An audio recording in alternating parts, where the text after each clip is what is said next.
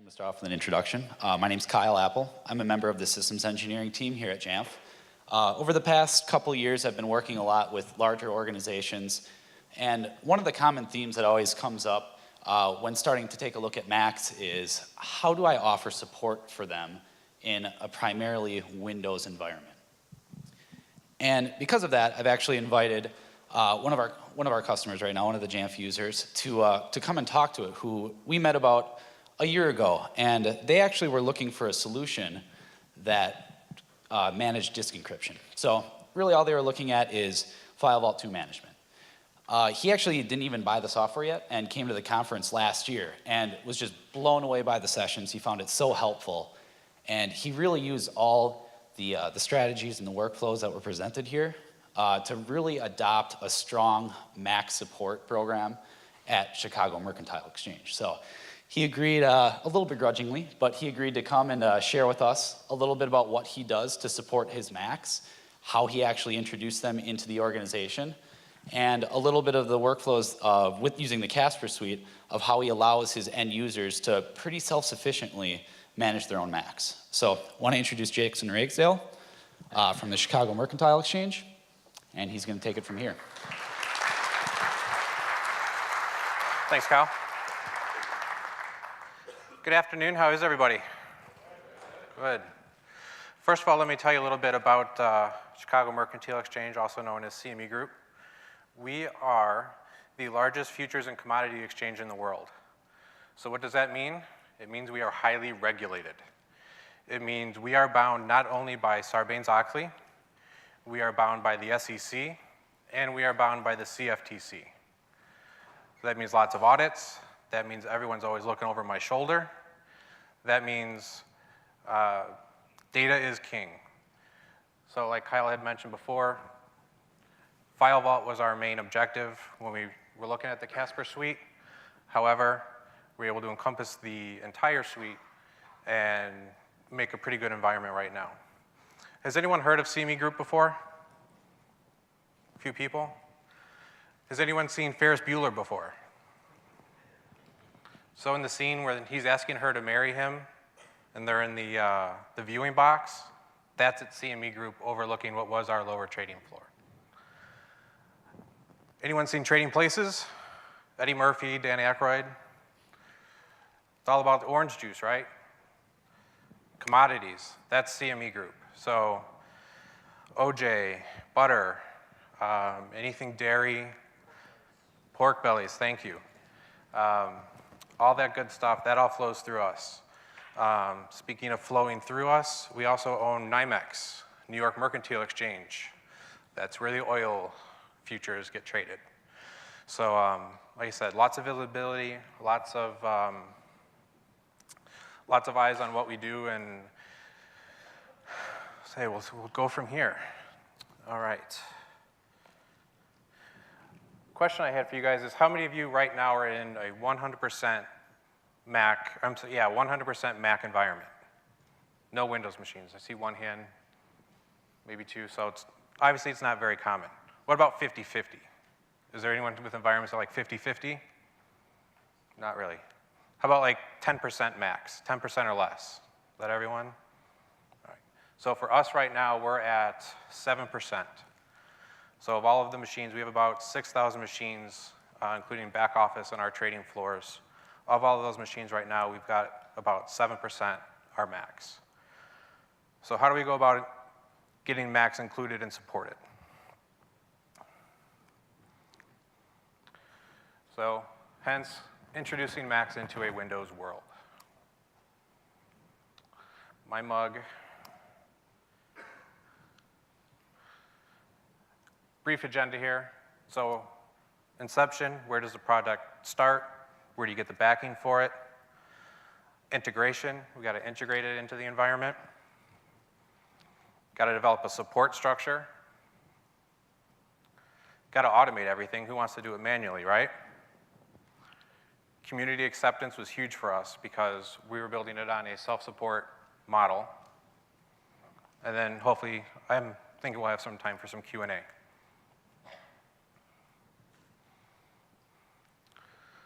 So why Macs? That was the first question. Who's our target audience? Who's going to benefit from having Macs in our environment? For us, developers. Being a financial exchange, everything we do is, everything that we build our software on, it's all homegrown. We developed it ourselves. In doing that, we have our developers working on communicating with Unix backends. They would much rather have a Windows machine as opposed to, a Mac machine as opposed to a Windows machine, just for some better usability. Support staff. If you give it to the developers, your support staff has to have it too. You have your networking team that wants to talk to their switches. You have your PC support teams that need to just gain knowledge, customer support, all that fun stuff. And then executives. They got to have the shiny toy, right? It's aluminum, it's shiny, got to have it. But what's their justification for it? Does it fly for you guys that I want it, so I'm going to get it? Didn't work for us. They had to come up with a justification that made business sense. Well, it's faster and it's more stable. Well, that's great that it's faster and more stable, but does that still justify the expense? Well, it's Unix-based. Like I was saying, all these developers want to be able to talk to their back-end systems in a native language. Having the Macs that has kind of Unix-based, they made them much happier, much more efficient in what they were doing. Gave them a mobile development environment. So a lot of the people that we work with, or a lot of our developers, are consultants. Paying them by the hour, might as well get the most you can out of them. So when they're going back and forth on the train, for me, I live an hour outside of Chicago. So I have an hour train ride in and an hour train ride home. That's productivity time as far as I'm concerned. So let's give them an environment that they can take with them and be more efficient and take advantage of that commute time. And where do we start? We got this great idea. We've got kind of some justification around it, but where do we start? For us, it was about getting a business sponsor. By a business sponsor, I mean actually finding an executive that's going to stick their neck out and say, I'll pay for it. Because IT doesn't have the budget for it. Where's the money going to come from? Establish a pilot group. So what we did is we found a certain amount of developers that were willing to kind of take this pilot on their own time, in addition to their current workload, and prove that a Mac would help them do their job better. Define metrics for testing. It doesn't work anymore to say, it's faster. You need to provide data. You need to be able to go out there and say, hey, when we compiled our code using our Windows machine, it used to take 3 minutes. Now with my Mac, I'm able to compile this code in 30 seconds. You can't really beat that as far as productivity goes, especially in an environment where you're paying these people, maybe hundreds of dollars per hour. And you got to quantify those results. So like I was saying, you need to, it's all based on numbers, right? You got to be able to say, compiling our code before took 3 minutes, now it takes 30 seconds. Multiply that by 500 developers compiling and recompiling on a daily basis. They're doing that much more work, being that much more efficient in the environment. Get all that together and make your business case. At CME Group, we have an enterprise architecture team. So essentially what you need to do is, in our environment, you need to have your business sponsor, have all your data, and you have to make a presentation to the executives. You have to sell it, is what it comes down to. So we got all the stakeholders in a room, got the executives in a room, and said, we can make our consultants and our developers this much more efficient, get this much more work done, and instead of buying a Windows laptop that is $1,200, we're going to spend $2,000 on a MacBook Pro. Is all that additional productivity worth $800? It's a business decision that you guys have to make. For us, it was a no-brainer. As long as it's justified and warranted. it's worth spending the extra money to get a little bit more productivity out of some people.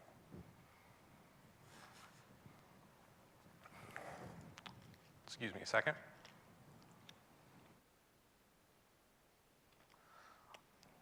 So the mistake we made, that hopefully I'll help everyone here not make the same mistake, is IT was too busy to take on this task when it was first brought up. So what happened is some of those pilot users just kind of took the environment and ran with it. What happens when you let the inmates loose in the asylum? That's what happened.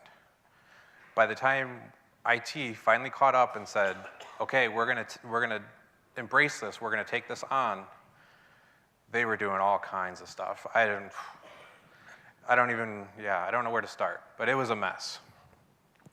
So you want to engage your support teams early on, even if they're too busy. If it's something that the business has made a decision that they're going to move forward with, you need to get support engaged early on.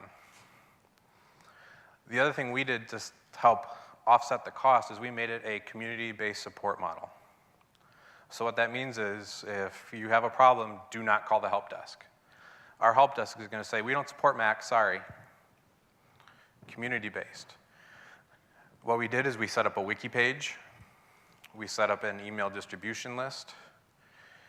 We made sure they all knew what Google was. We said, hey, you need to support this on your own first. Now, if you have a password reset problem or your VPN credentials aren't working, well, that's kind of OS agnostic. So for that type of things, yeah, they need to call the help desk. But hey, Xcode isn't working right. Sorry, not going to help you. Email *Apple support and throw it out there to your colleagues. Because chances are, if you're having the problem, someone else is having the same problem too.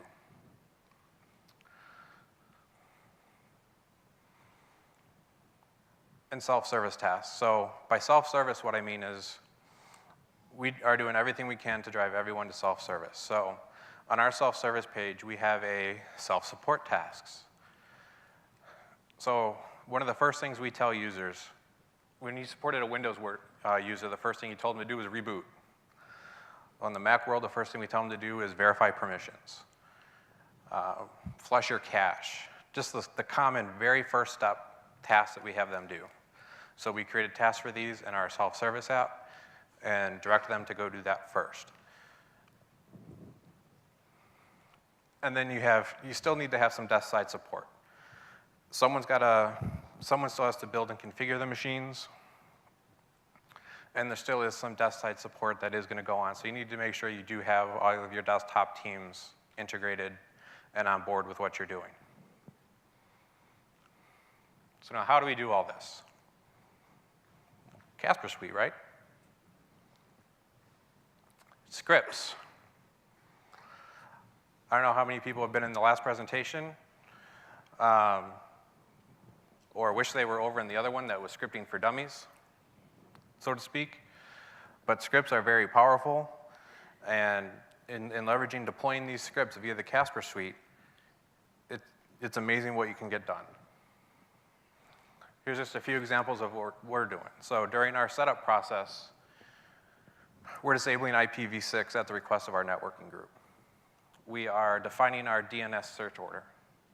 We are defining our NTP time server. And that's just a few things of what we're doing with scripts. Policies. Policies are great. You can deliver everything through policies. And not only with that, but even nesting your policies within policies. So what I mean is you have a smart group that's scoped to a policy that runs on a certain trigger and runs a task. You run inventory, now it picks up into another smart group, and you can just kind of daisy chain these events to make it do all the work and automate all these tasks for you. Just a couple examples using Composer. I took snapshots of our doc items and just took a snapshot of it, set that up as a policy, and dropped it down. Common applications, Word, your entire Office suite link, certain account settings. One of the things we like to do is, people always complain about walking away from their machines and, well, you gotta wait for your screensaver password to turn on, or you enable hot corners, so you need to remember to drag your mouse up into the top right corner to do that. Well, in Keychain, there's an option to put a little padlock up in the menu bar. So when a user goes, they click on that and locks their screen. Things like that are easily configurable and deployable using policies. Configuration profiles. The one thing that I wish Apple would let you do better is policies. To me, that's the biggest limitation. If I could have the full suite of GPOs that I have for Windows and have that on the Macs, it would be so much easier. That's the one thing that I really, really miss. Not even that, to take it a step further and make it more granular. So let me give you an example. In system preferences, we want to be able to lock down if they can get into, let's say, we want to lock down what they see in the preferences. So we want them to be able to not change the time server. We want them to not be able to delete policies. We want them to not be able to go into user accounts. Those are all configured under one policy and configuration profiles. Well, when you're troubleshooting things, you sometimes need access to just one of those items. The policies are either on or off. So you're either opening up that whole policy or you're blocking the whole policy.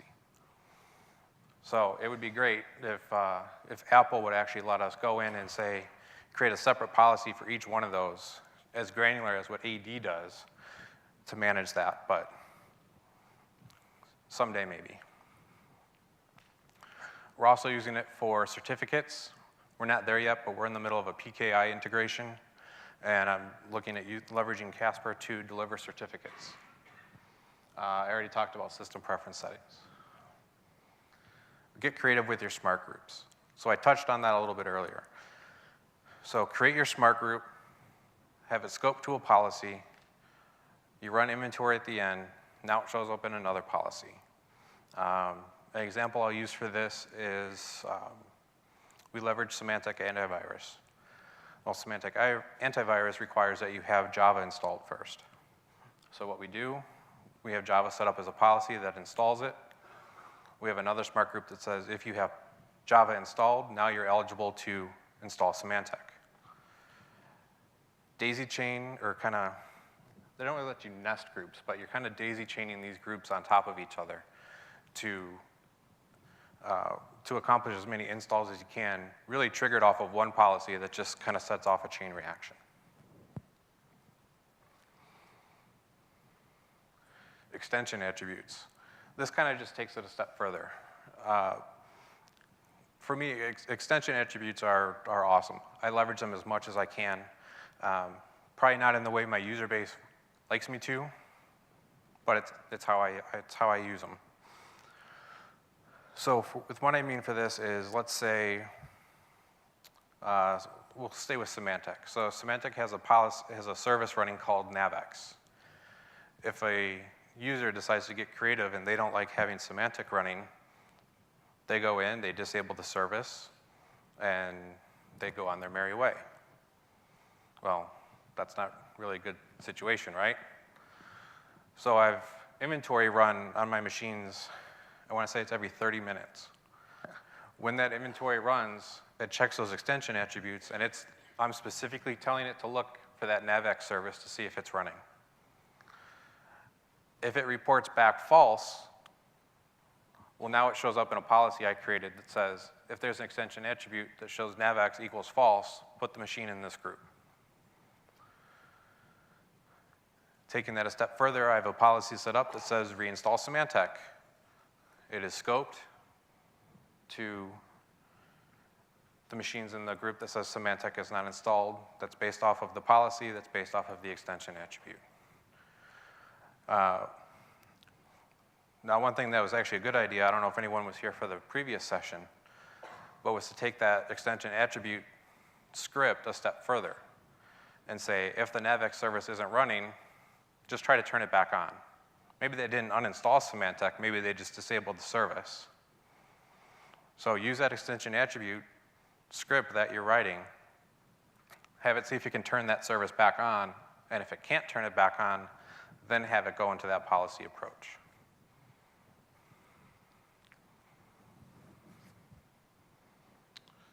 And then self-service tasks. So with self-service tasks, I kind of touched on this before, but again, anything that's a common break fix task, verify permissions, flushing user caches, things like that, leverage your self-service tasks and direct all of your users to that one common place.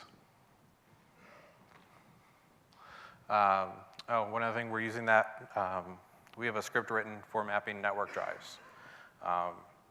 We kind of had to put out there that we were putting that in a login script, so to speak, so that every time a user logged in, it would go out and map their drives.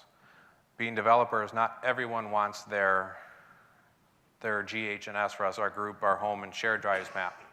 So we scaled that back a little bit and just made it a self-service task.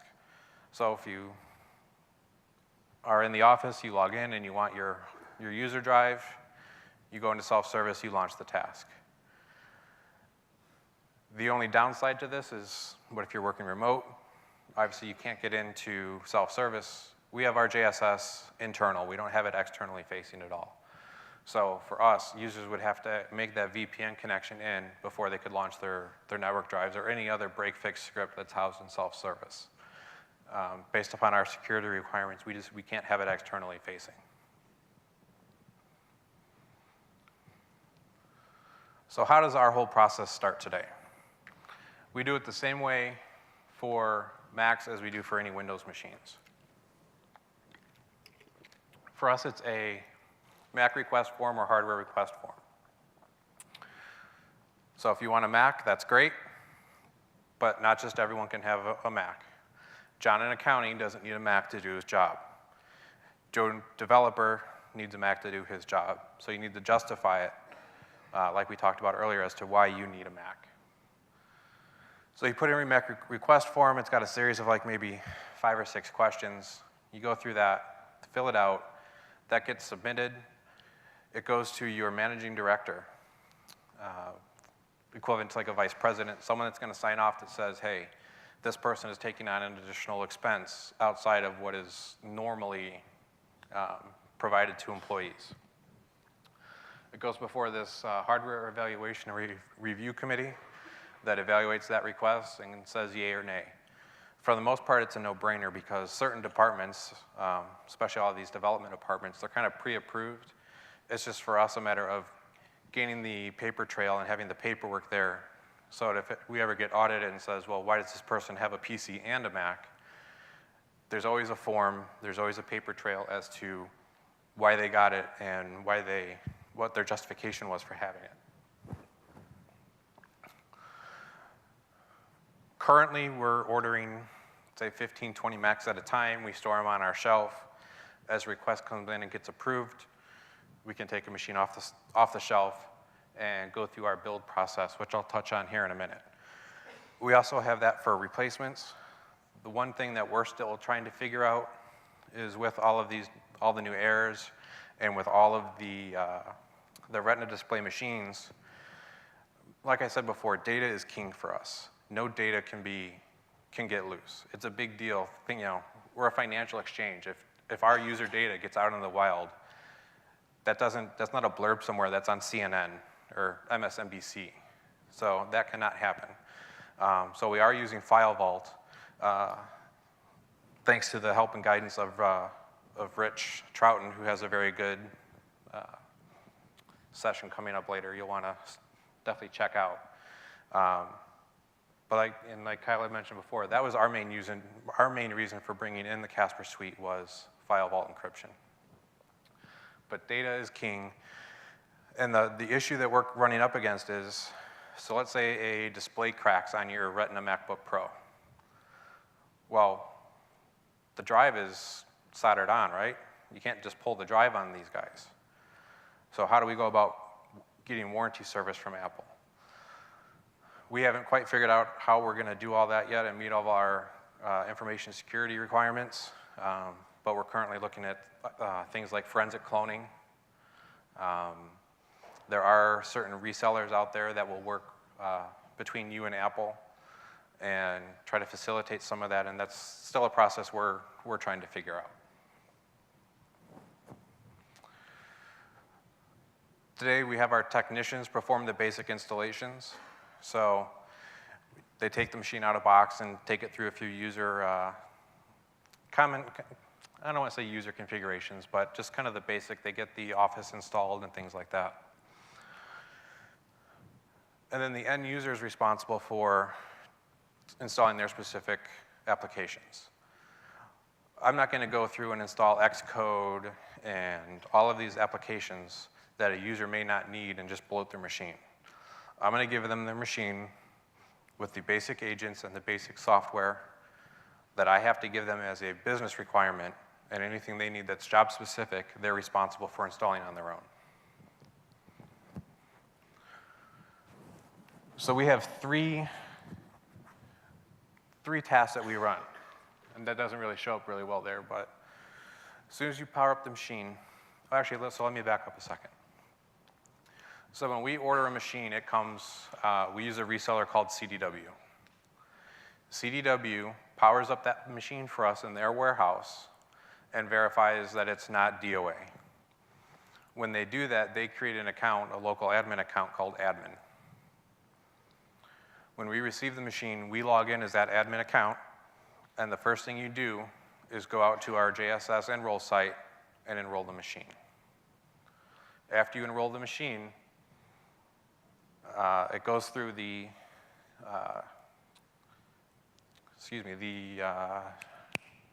drawing a blank. Thank you, the quick add. Goes through, installs, and it brings up self-service right away. The very first thing and the only thing you see is run me first. Hopefully it's pretty self-explanatory. So here's what run me first does. It launches a script. It prompts the user for their username. User puts in their username. Now it asks them for their machine name. Their machine name is essentially their asset tag, which is going to be printed on the machine when we receive it from CDW. It writes all of those two entries as variables, and then binds the machine to Active Directory based upon settings we've given it in the script. Creates a mobile account based upon the username that's been already provided. It installs our wireless profile for connecting automatically to our wireless network. Configures our menu bar, screensaver, all just real basic options get taken care of in that run me first script. When run me first is done, reboots the machine. Comes back up again, tech logs in as the user, launches self-service. The only thing they see in self-service is install agents and utilities. This is scoped to a smart group. So if the machine is not on Active Directory, if certain requirements aren't met, install agents and utilities does not show up. That's our safety check that knows certain tasks have been completed before we move on. If this isn't here, something in Run Me First didn't work right, and you need to circle back and troubleshoot that. So now that we've logged in, we see install agents and utilities. So for us, this installs Java. This installs our VPN client, antivirus, a few custom applications that we use, and forensic tools. What else does it do? And it removes that admin account that I told you about. So obviously we don't want an account called admin just floating around on the machine. So what we do is remove that account at that point, and we have another policy that creates the account that we want to use as our administrator account. After all that's done, machine reboots again.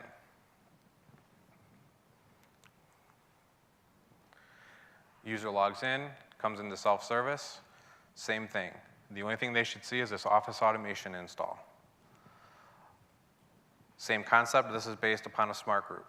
So if the VPN client isn't there, if some of the custom applications that we installed aren't there, this group doesn't show up, and you don't get to proceed. At that point, we know we need to circle back because something broke. So in Office Automation, we install Citrix, we install the Office suite, we use Link for communication and for our soft phone. We set up Office icons in the dock, and this is when we enable File Vault, so that upon the next reboot, we're going to kick off encryption. The one thing we're looking at doing is because, every 2 weeks now, it seems, Microsoft is coming out with a patch for Office. We need to stay up to date with our Citrix launchers and things like that. So we're thinking of adding on, after this reboot, another reboot that's called basically updates. Haven't figured it out yet. So when Apple releases their Java updates, is just tack them on here. When Office installs 14.3.9, I think will be the next one, throw that in here. Any sort of update that we don't want to mess with our core scripts that are already in place, just throw them into this update script at the end. That's something we still have in development, we're still working on though.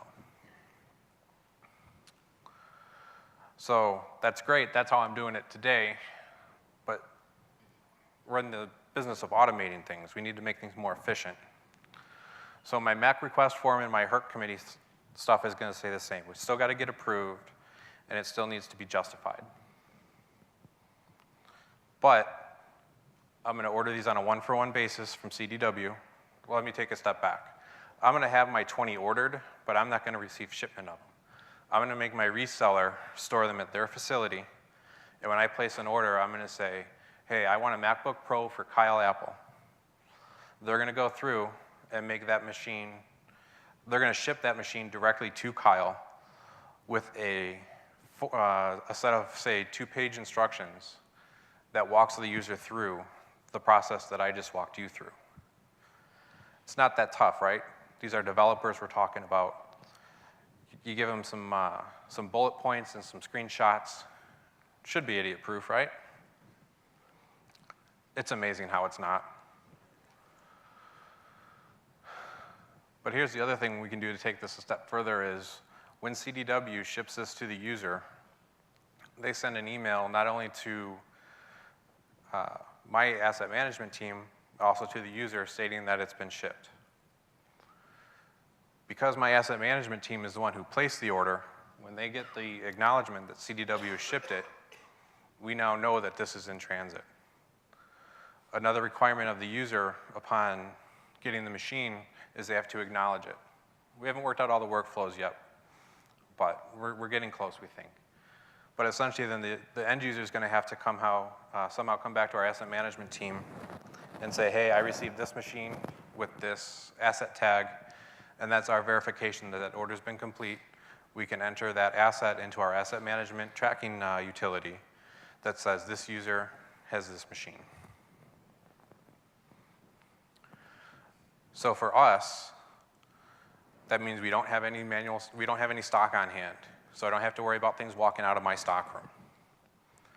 There's less touch points.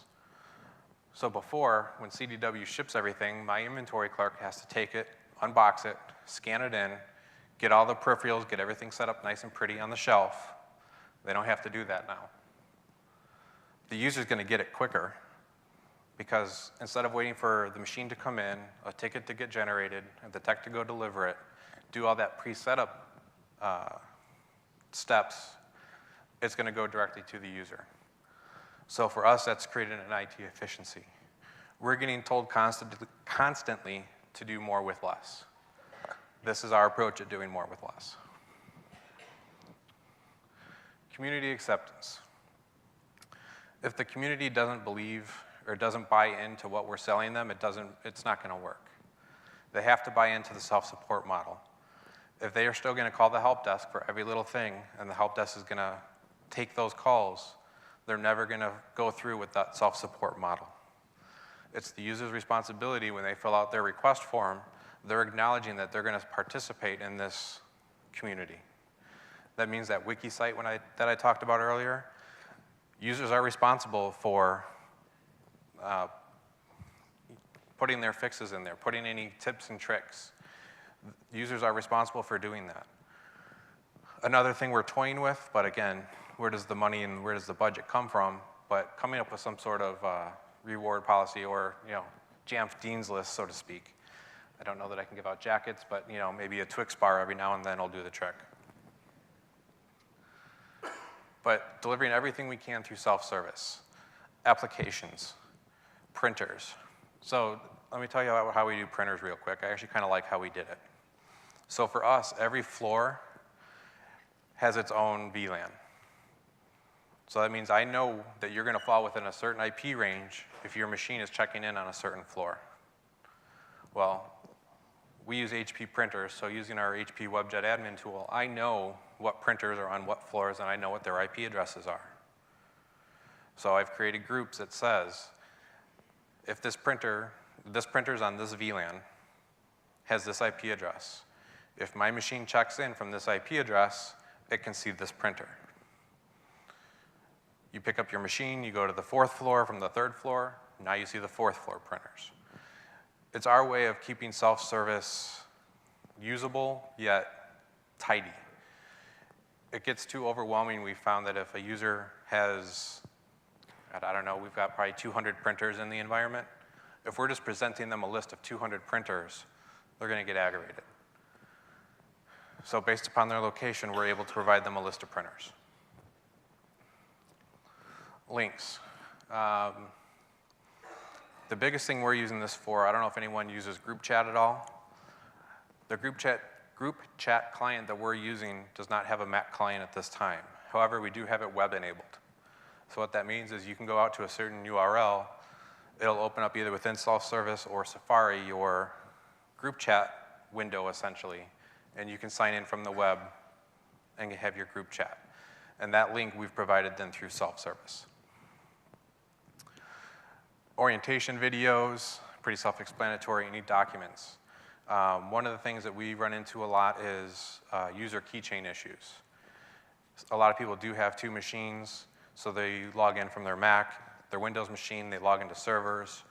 They change their password on their Windows machine first, they go to log into their Mac, and their keychain is broken. So now that's generating a support call.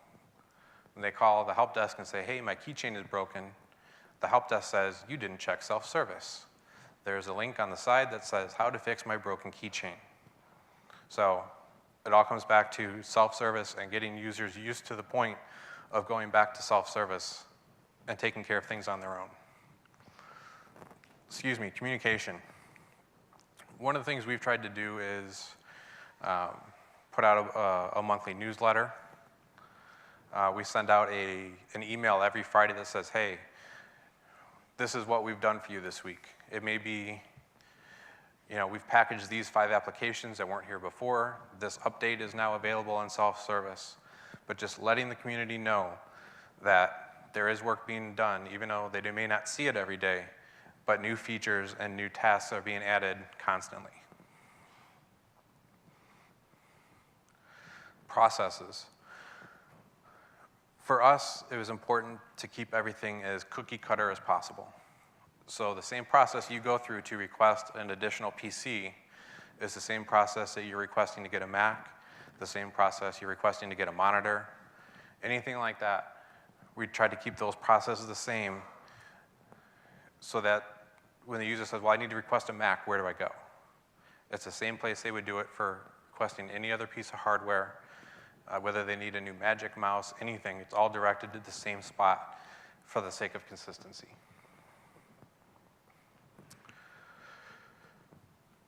Questions?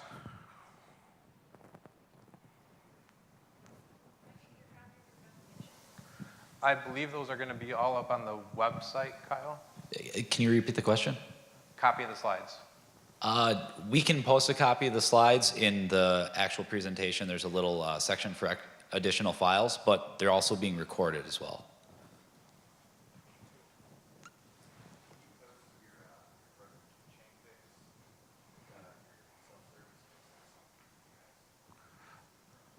No, that's actually, it's a KB article I found on Apple's website. I can fish that up and we can get that posted out there for you. Yeah, question yeah. was the broken keychain fix. So that'll go in that resources section for this session as well. We'll make sure to get that for you guys. So just to preface, as many questions as I can answer, I will. Obviously, there are a few things that are proprietary, but anything I can answer, I definitely will. Have to throw the disclaimer out there, though. For the most part, yes. You know, we're still running reports and things like that. We're running a lot of smart groups and things like that to see if machines aren't showing up, you know, if users are disabling groups and whatnot. So yeah, we're doing the best we can right now, but you know, as Kyle told you, we've actually had the product for less than a year, so we're still going through some growing pains and figuring out what the best processes are going to be for us. So you're using Casper to do that monitoring as opposed to something else? Yes. Oh, sorry. So we're kind of in a mixed environment too, about 50-50 right now, and one of the things we've been kind of trying to figure out is we have the same kind of approval process for, like, you know, if someone requests a Mac.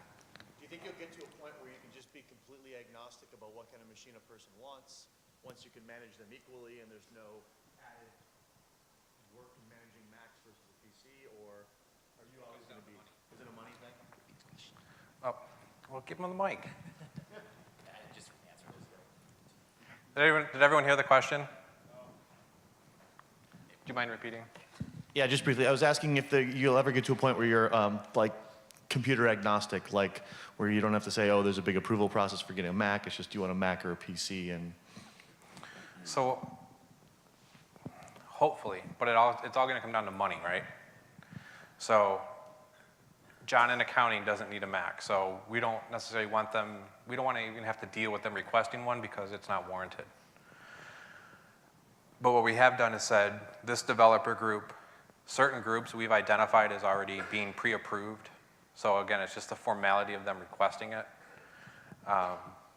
You know, if Apple does eventually come out with the cheap MacBook Pro or anything like that, then cost isn't as much of a consideration. You know, when you're spending $1,200 on I'll just say Lenovo laptop, but a MacBook Pro is $1,500, and you know, better built, more user-friendly, things like that. Well, now there's maybe, you know, a little bit more we can fight against to say, well, maybe Macs aren't, you know, that much outside of the realm of possibility.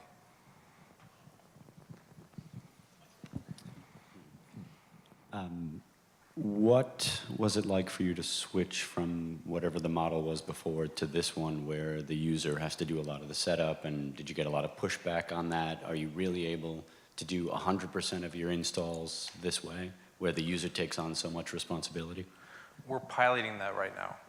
So the reason why we're able to do this is because we're limiting it to a developer community, a highly, I'll call them highly technical. Some of them are dumber than a box of rocks when it comes to actually dealing with a PC or an actual workstation.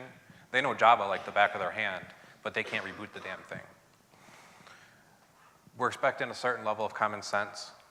So if we hand them a piece of paper with bullet points and pretty screenshots and say, click here next, enter your username here, if they can walk through and follow that process, then we can start to build on that. Sounds like you're in the process of We're definitely still piloting it. We haven't really pushed this out to too many developers yet. Internal support staff, as we've added more users into the mix, we've said, hey, we've got this process, try it out. One of the issues we're running into right now is we're told to do more with less, so I don't have enough people to do all of the Mac builds that I have right now. So to users that are friendly, I'm saying, hey, I've got this process. Do you want to try it out and give me feedback? And I'll get you your machine this week as opposed to 3 weeks from now. And that's worked out pretty well so far. And there have been some people that have come back and said, oh, well, this step didn't make sense or what have you, and we can tweak it a little bit. It's just a matter of when we do go to that process, it has to be rock solid. You know, there can't be any ambiguity on any step or anything like that. So if we need to have a better screenshot or just a little bit more explanation, then it's worth putting those dev cycles back in to do that.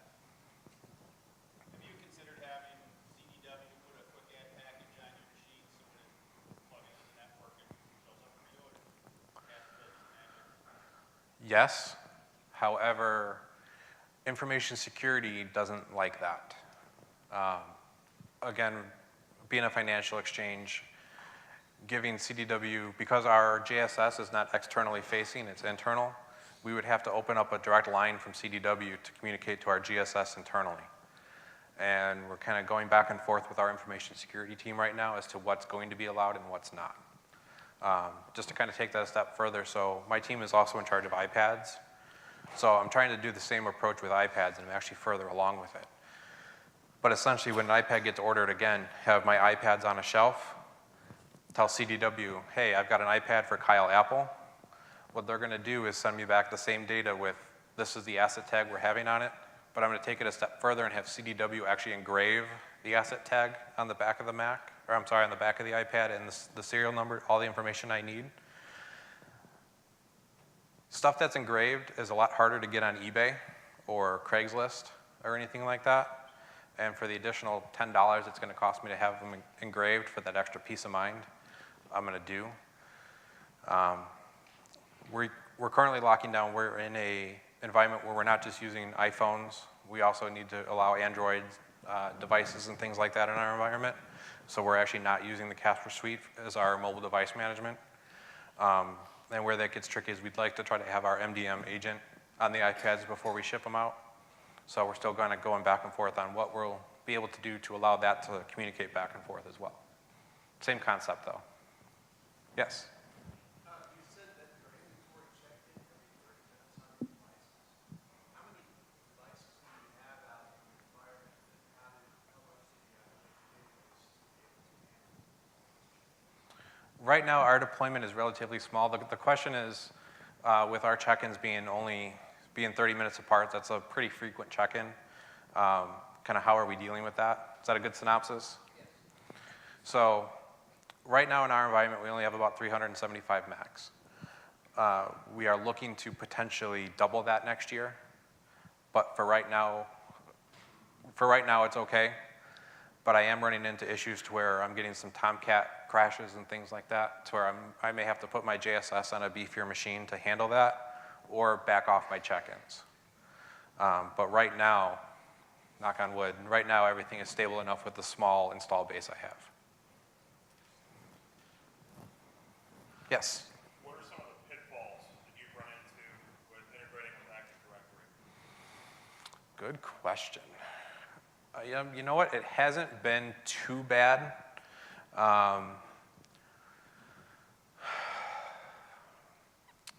We've had issues with Macs falling out of the domain for no reason whatsoever. So we get our pretty little red dot show up when we try to log in. And when we go search an AD, the machine is gone. You know, that may be something internally an AD bug that we have. But that's just, one of the examples. You only have one AD? Correct. Yep.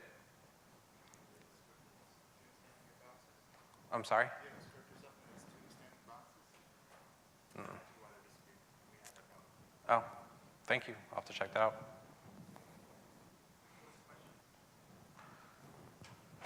Kyle, you're slacking, man. Yeah, sorry, man. He was asking if there's a script that's potentially causing that issue. Was there another question here? Go for it. Hey, was there any concern, like when you guys were piloting, I guess, user instantiated install, is there any concern that the user will install something prior to doing that and then running through the Casper install? Because when we were talking about, I'm also highly regulated, in your industry, and the big concern was Joe user come install something like keylogger or something, and then go through and have a managed workstation with this keylogger. The question was, is there any concern about users installing any unauthorized applications before self-enrolling, like a keylogger or something like that? Yes, there is. And that's where we're using our JSS reporting to try to identify some of those. With new installs, so you bring up another point that I didn't really touch on, which is application whitelisting. So as far as we're concerned, it's a CME workstation. You shouldn't have Angry Birds on there. You shouldn't have, I know. it's not so much even Angry Birds, it's licensed software. Because we're subject to all these audits, we need to make sure that everything is on there is licensed properly. But to get back to your question, so we're using a product which really sucks, so I won't bash them right now, to do application whitelisting. So it's hash-based file checks. So if they try to download something off the internet, it's gonna let them install it, but not let them run it. What we're doing is installing it internally, running this program against it to get all of the install files, and we're saying anything that gets installed using the Jamf services is allowed. But if you try to install, for example, even like Google Updater gets blocked. Anything that does not come internally, is gonna get blocked. And that's how we're trying to police that. Two-part question. Sure. What are you using to do your MDM on your Android devices? And see how you own the oil exchange stuff? Can you explain why gas prices fluctuate? Mobile Iron is the product we chose. We went through an exhaustive process with them and AirWatch and Good.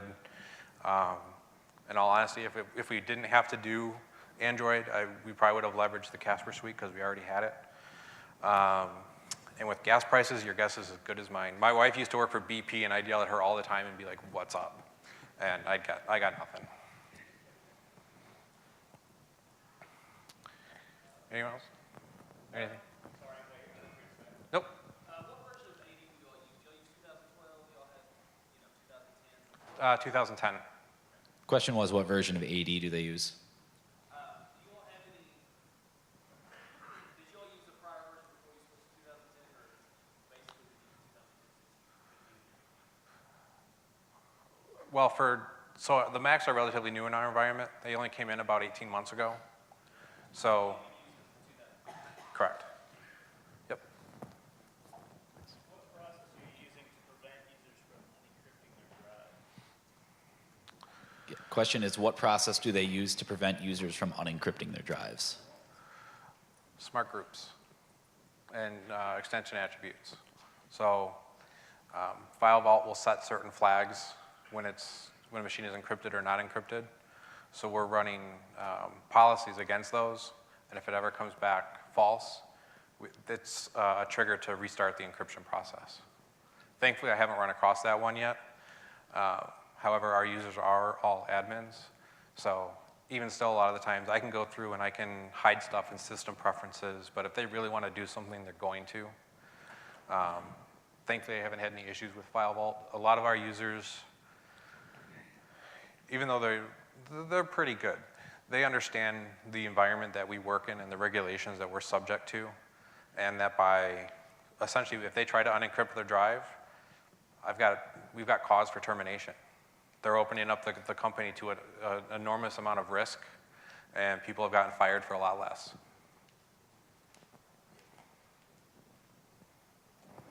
Yes? If your IS had problems with you using Firewall, we use Checkpoint for our XP machines, so we still have XP. And they were hesitant at first to let us use Firewall. We had the same issues. We're currently using PGP on the Windows side, and they said, we're using this on the Windows side and it works great, so let's use it on the Macs. And there was actually documentation on Symantec's site that said, hey, we break your Mac if you try to use us. And even with that, they still tried to fight me. But with Apple being Apple, when they do an update and they try to overwrite the, thank you, it's gonna break it. So we basically said, it's File Vault or nothing. You want data encrypted, this is what we're using. Yep. Yes? You mentioned that your IT security office kind of proposed you having an externally facing JSS. What were the specific pain points what are the specific pain points that they're really worried about? It seems like you've got host-based encryption, certain options for trimmed down JSS without Jamf. So what are the security To be honest with you, I'm not sure what all of their criteria was as to why they wouldn't allow it. Those decisions were made higher than me, and I was told what I could and couldn't do at the time. So unfortunately, I really can't give you a good answer on that, other than I was told not to at a level much higher than mine, so I didn't.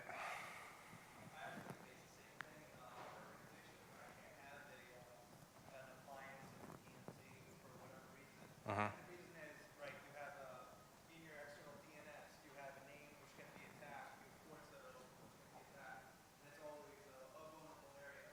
So, information security, especially in a regulated company, errs on the side of caution, and if you don't have to have it, Yeah, but you could also argue that, forcing people to go through the VPN, if their identity is compromised in some way, then now everything's exposed. but in our organization, we have mechanisms to prevent that as well. So, like, the same mechanism, for example, like you put key on it. So, someone can just take all, start and then put it on the box. There's a lot of different layers here, so that's like minimum. So, Yep.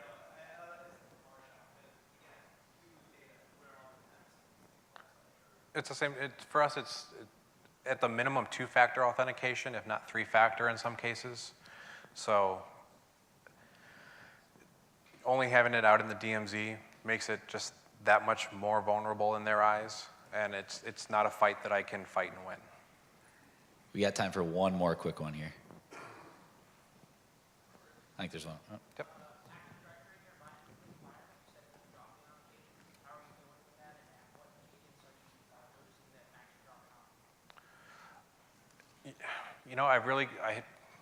It's also something I'm actively troubleshooting, to be honest with you. We haven't really pinpointed it to anything.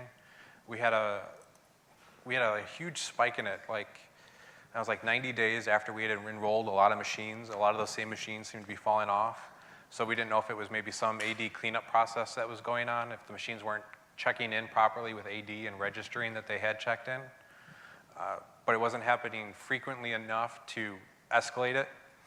But it's still something we're monitoring. My environment is actually having the same problem, so I'd like to talk to you about that. Sure. I have a clue. Clients, so if you got the password reset, clients supposed to reset their passwords actually directory clients every 15 days. You said 90 days. That doesn't make any sense. Yeah, it was after an extended period of time. It wasn't quick. No, it was at least 90 days. I think we'll have to cut it off here. Looks like we're up on time, but thank you All right. everybody for Well, thanks, coming. everybody. And give Jason a hand.